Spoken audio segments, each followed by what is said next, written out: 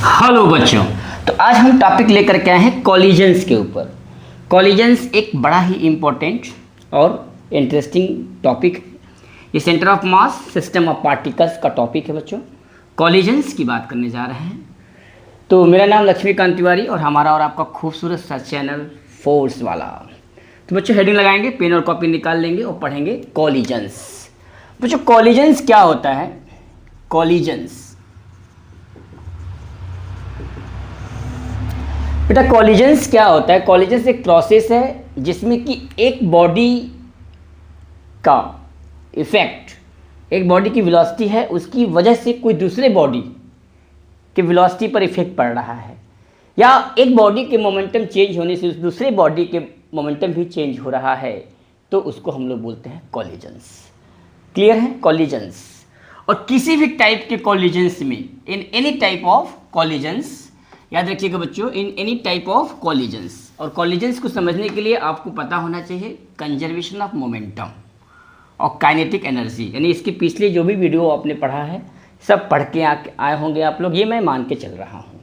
तो कॉलिजन्स क्या होता है? कॉलिजन्स किसी भी टाइप का कॉलिजन्स हो, in any type of collision, in any type of collisions, in any type of collisions,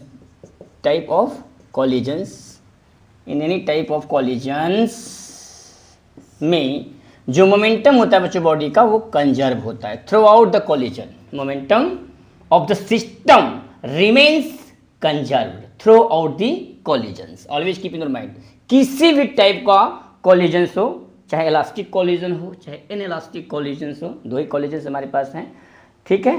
टक्कर अगर दो बॉडियों में हो रही है तो जो मोमेंटम होगा बेटा बॉडी का, वो हमेशा कंजर्व होगा थ्रू आउट दी कॉलिजन्स। तो मोमेंटम क्या होगा बेटा? मोमेंटम जो होगा वो कंजर्व रहेगा, कंजर्व्ड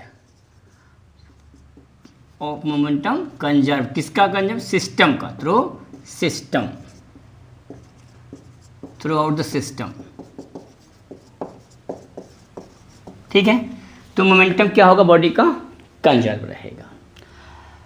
अच्छा बच्चों, दूसरा चीज़ कि जो मोमेंटम होता है बॉडी का कंजर्व होता है, मतलब कि initial momentum equals to final momentum. यानी टकराने के पहले का जो मोमेंटम बॉडी का होगा वही टकराने के बाद का होगा, वही बीच का होगा, यानी through out the collisions. Momentum of the system is always conserve, remains constant through out the collisions. अच्छा बच्चों, बात करेंगे कॉलिजन्स की टाइप्स की। तो कॉलिजन्स जो होता है बच्चों, कॉलिजन्स वो दो टाइप का होता है। कितने टाइप का होता है? दो टाइप का होता है। एक आपका इलास्टिक कोलिजन, और एक है बेटा इनइलास्टिक कॉलिजन्स। एक होता है बेटा और जो कि उसको बोलते हैं पार्शियली इनइलास्टिक या partially elastic collision. Partially elastic और इनइलास्टिक कॉलिजन।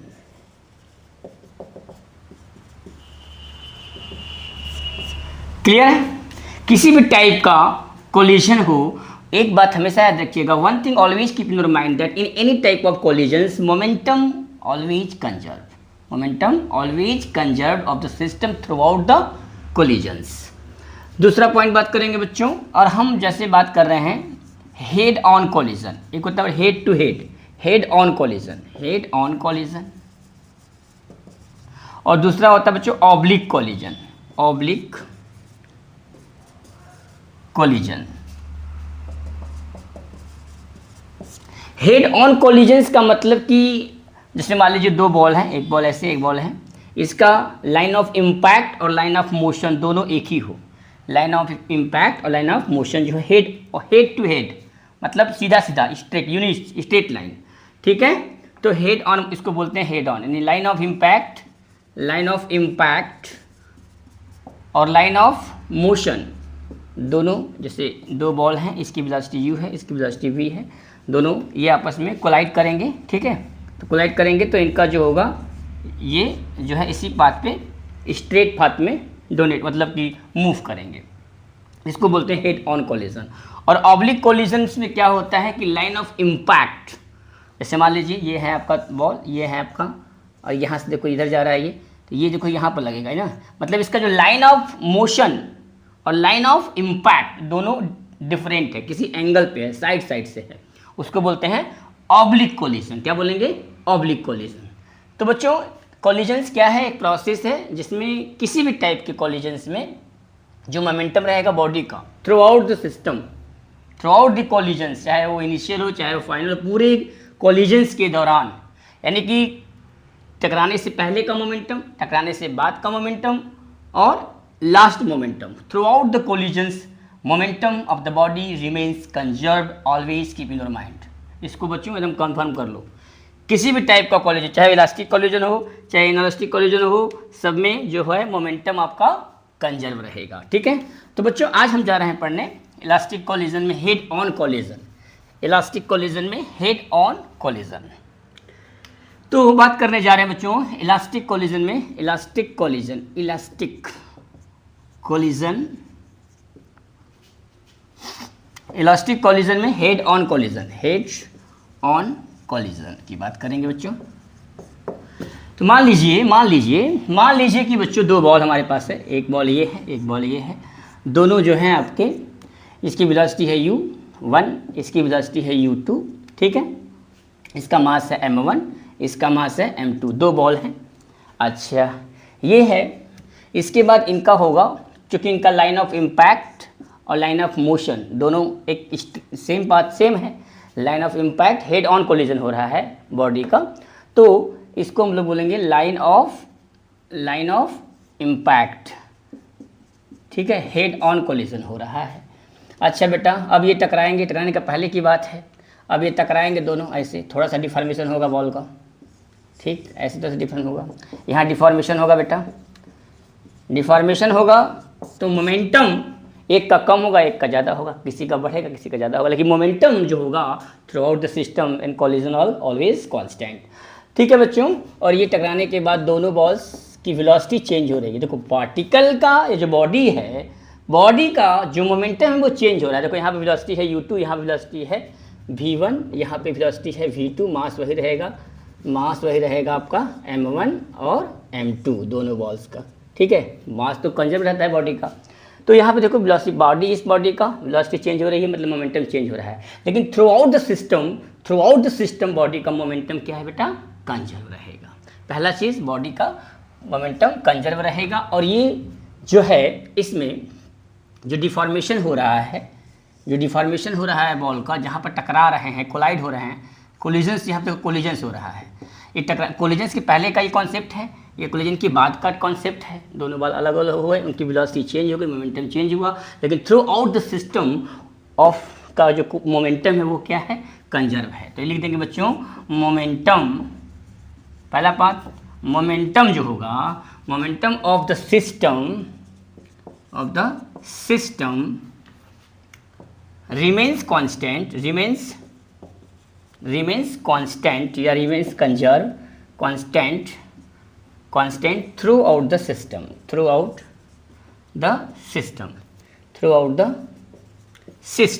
ठीक है बेटा। दूसरा चीज़ बच्चों, बात कर रहे हैं, क्योंकि ये जो आपका कोलिजन्स है इसको हम लोग बोलते हैं आइडियल कोलिजन्स ना, ये आइडियल इलास्टिक कोलिजन्स है, क्योंकि इसमें हेड पूरे जो एनर्जी है, जो काइनेटिक एनर्जी है, के initial, kinetic energy initial equals to kinetic energy final, kinetic energy initial to kinetic energy final, ठीक है बच्चों। इसमें काइनेटिक एनर्जी चेंज नहीं होती है, जितना काइनेटिक एनर्जी इनिशियल होती है टकराने से पहले, उतनी ही काइनेटिक एनर्जी जो है आपकी टकराने के बाद होती है, कोलिजन के बाद होती है। इसमें देखो बेटा क्या है कि जो काइनेटिक एनर्जी है बेटा वो चेंज होती है, ठीक है, टाइम के रिस्पेक्ट में। जो ऐसे मान लीजिएगा टाइम का काइनेटिक एनर्जी का ग्राफ खींचा जाए बच्चों, तो जो काइनेटिक एनर्जी है थोड़ा सा इनिशियल में रहेगी सही, बाकी थोड़ा सा डिलीट होगी, जहाँ पर डिफॉर्मेशन हो रहा है यहाँ पे काइनेटिक एनर्जी थोड़ा सा लॉस हो रही है भाई, 100% काइनेटिक एनर्जी तो मिलेगी नहीं, काइनेटिक एनर्जी क्या होगी, थोड़ा सा लॉस होगा, लेकिन थ्रू आउट द सिस्टम हम ये मान के चलेंगे कि ये जो कोलिजन्स हो रहा है ये आइडियल इलास्टिक कोलिजन है। क्या मानेंगे बच्चों? Ideal elastic collision, ideal elastic collision है ये। आइडियल इलास्टिक कोलिजन में हम लोग मान के चलते हैं कि जो इनिशियल मोमेंट, जो इनिशियल काइनेटिक एनर्जी है वही आपकी फाइनल काइनेटिक एनर्जी है। Initial kinetic energy equals to the final kinetic energy in case of perfectly elastic collision. इसको बोलते हैं परफेक्टली इलास्टिक कोलिजन।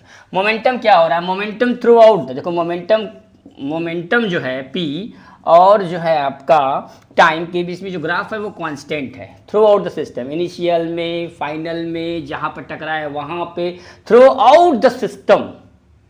जो मोमेंटम है बॉडी का कंजर्व है, लेकिन जो काइनेटिक जो एनर्जी है, जहाँ डिफॉर्मेशन होगा, जब दो बॉल आपस में टकराएंगे तो उसमें से आवाज़ निकलेगी, साउंड एनर्जी, मतलब एनर्जी का लॉस होगा।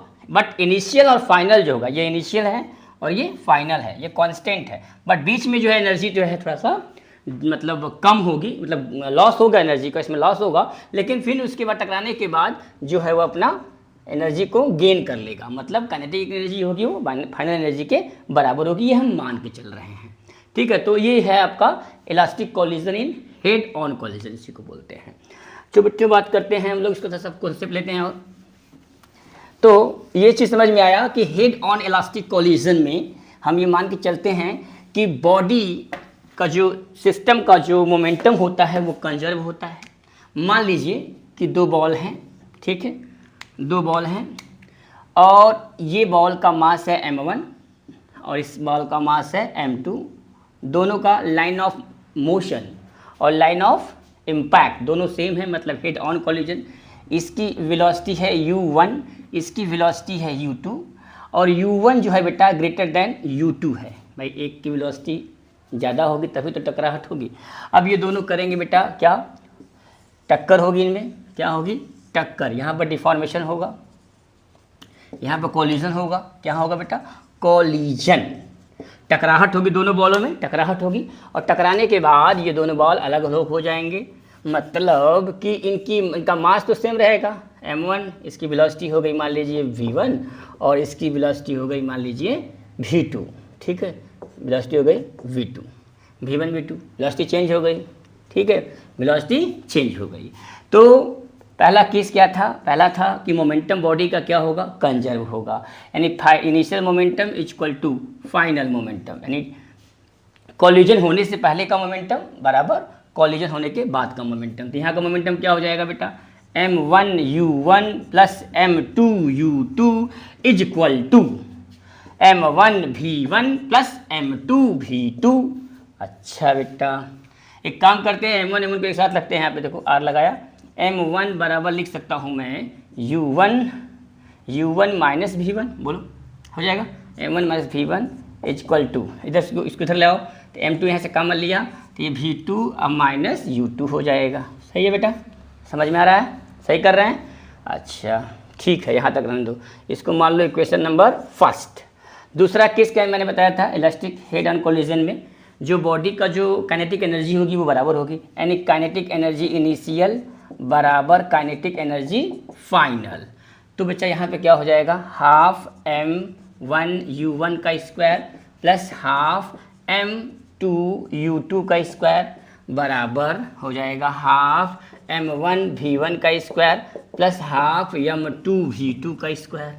अच्छा दोनों में से हाफ कॉमन ले लो बेटा, हाफ हाफ मर जाएगा, ये हाफ क्या हो जाएगा, कैंसिल आउट हो जाएगा। इसमें से m1 कॉमन ले लें, इसको इधर उठा के v1 को इसको इधर लाएंगे तो ये हो जाएगा m1 लिया तो ये हो जाएगा u1 square minus v1 square बराबर, यहाँ से m2 कॉमन ले लेंगे तो ये हो जाएगा v2 square minus u2 square. सही है बेटा। अब क्या करो, ये इक्वेशन नंबर आपका सेकंड हो गया, इक्वेशन नंबर सेकंड। अब एक काम करो, इक्वेशन नंबर सेकंड को डिवाइड कर दो इक्वेशन नंबर फर्स्ट से, इससे डिवाइड कर देंगे। तो डिवाइड करेंगे, तो डिवाइड यहाँ पर कर लेते हैं, तो जगह नहीं है, डिवाइड इधर से करते हैं। तो इक्वेशन नंबर फर्स्ट को इक्वेशन नंबर सेकंड से डिवाइड करेंगे बेटा, तो ध्यान से देखो, ये है u1 square a square minus b square का फार्मूला से, ठीक है। और ये देखो ये a प्लस बी मतलब u1 plus v1 upon u1 minus v1 हो जाएगा, तो ये m1 से कट जाएगा और ये इससे कट जाएगा, मतलब u1 माइनस v1 कट जाएगा, बचेगा क्या बच्चों यहाँ पे u1 प्लस v1, ठीक है। r यहाँ पे देखो m2 से m2 कट जाएगा, ये है आपका a minus B, A square minus B square formula से खोलेंगे a minus B a plus B, तो a माइनस बी वाला कट जाएगा, a प्लस बी वाला बचेगा, यानी v2 प्लस u2 बचेगा। तो बच्चों इसको उठाया इधर लाया, u1 माइनस u2 बराबर हो जाएगा v2 माइनस v1। इस फार्मूले को नोट करो, इस फार्मूले को नोट करो, u1 minus u2 equal to v2 minus v1। Concept यही था कि ये दो बॉल थे, ठीक है, ये इनका कोलिजन हो रहा था, ये दोनों बॉल की वेलोसिटी ऐसे हो रही थी, ये था आपका m1, ये था आपका m2, यहाँ पे m1, यहाँ पे m2, और ये था u1 और ये था u2, ये था v1 और ये था v2। बच्चों इस दोनों बॉडी में देखो इसका जो रिलेटिव वेलोसिटी होगा क्या होगा, रिलेटिव वेलोसिटी होता है u1 minus u2, u1 minus u2। तो ये हम लिख सकते हैं कि रिलेटिव वेलोसिटी बिफोर कोलिजन,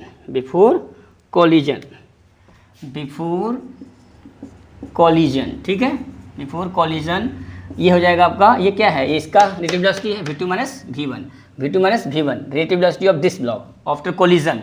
तो you can write relative velocity after collision, ठीक है बेटा, u1 minus u2 equal to v2 minus v1, ठीक है बच्चों, यहाँ तक समझ में आ रहा है। अच्छा अब बेटा इसी को हम लोग बोलते हैं वेलोसिटी ऑफ अप्रोच, इसको बोलते हैं इसी को बोलते हैं वेलोसिटी ऑफ अप्रोच,